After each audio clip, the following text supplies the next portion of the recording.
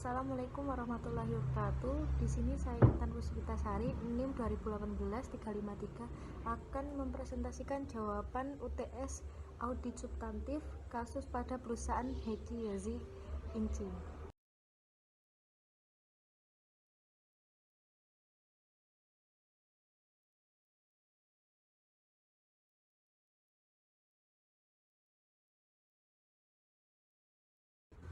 Di sini saya akan menjelaskan terkait menimbulkan fraud. Yang pertama, adanya penggabungan dua divisi menjadi satu, yaitu double job, yaitu jika bagian keuangan dan bagian akuntansi ini tidak memisahkan, maka tagihan dapat menyalahgunakan tanpa mengetahui pihak lain. Kenapa demikian? Karena seluruh dokumen memegang oleh orang yang sama. Kecurangan yang bisa terjadi jika kedua bagian ini digabung adalah dokumen tagihan fiktif, perubahan jumlah tagihan, penundaan pembayaran, dan lain-lain. Lalu saya akan menjelaskan yang kedua, tidak adanya kebijakan sistem tender. Bahwa kita perlu ketahui bahwa sistem kebijakan tender ini sangat penting karena di dalamnya juga terdapat surat tender, terus SOP, anggaran, dan lain sebagainya. Jika perusahaan tidak membuat kebijakan sistem tender, mungkin terdapat pengaruh pada bahan baku mungkin. Jadi seperti itu. Lalu saya akan menjelaskan yang ketiga, yaitu tidak menemukan atau telah hilangnya dokumen perjanjian pembelian. Di sini sudah dijelaskan bahwa sebelumnya dokumen perjanjian pembelian telah dipinjam oleh manajer branch. Lalu saya akan menjelaskan mengenai tidak menimbulkan fraud atau tidak material. Yang pertama, transaksi suplai bahan baku yang bekerja sama dengan perusahaan yang merupakan family affiliation.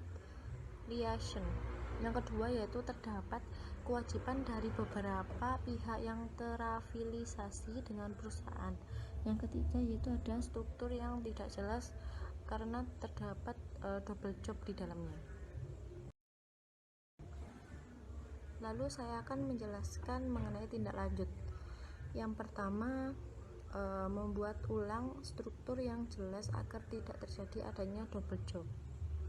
Karena menurut saya penting, karena tiap divisi pasti tugas dan fungsinya berbeda-beda. Jika divisi ini dijadikan satu, otomatis dapat dicurigai karena ada kemungkinan akan terjadinya fraud di dalamnya. Karena dua divisi tersebut akan dipegang oleh satu orang. Lalu yang kedua, mencari arsipan dokumen atau kedepannya dapat membuat dokumen atau database yang terdapat password bagi setiap divisi pada komputer masing-masing agar lebih terjamin dan keamanannya. Karena kode atau password tiap bagian atau divisi pada komputernya adalah hal yang terjamin keamanannya, karena di situ orang lain tidak akan bisa membuka atau mengakses bagian tersebut atau divisi tersebut dengan semena-mena, dan bagian tersebut bagian yang harus mempertanggungjawabkan jika terjadi ada kendala ataupun permasalahan yang cukup besar. Yang ketiga, yaitu mencari bukti nota jika ada atau dokumen. Di sini adapun ketidaketisan pada ranah auditor KAP ataupun profesional perusahaan.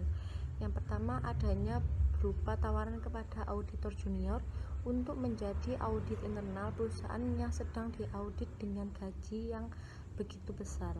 Yang kedua, adanya niatan dari auditor internal perusahaan itu sendiri yang akan mengajukan resign di bulan depan. Yang ketiga, yaitu terdapat kewajiban kode 4.29 kepada auditor senior KAP Suits yang bernama Tole senilai $1 1.450.000. Selanjutnya saya akan menjelaskan terkait the fraud triangle. Yang pertama saya akan menjelaskan mengenai pressure atau tindakan. Di sini klien ingin mengelabui laporan keuangan dengan tujuan tertentu. Di sini sudah dijelaskan bahwa klien berdalih selama ini divisi akuntansi dan divisi pembelian merupakan divisi yang paling berprestasi dalam penilaian kinerja perusahaan dan hampir tidak ada kerugian yang dihasilkan. Di sini dapat dicurigai bahwa klien di sini cuma beropini dari luar karena klien tidak dapat mengetahui isi di dalam perusahaan tersebut apakah sehat atau tidak, ataupun ada kerugian atau tidaknya. Lalu yang kedua, opportunity, yaitu peluang.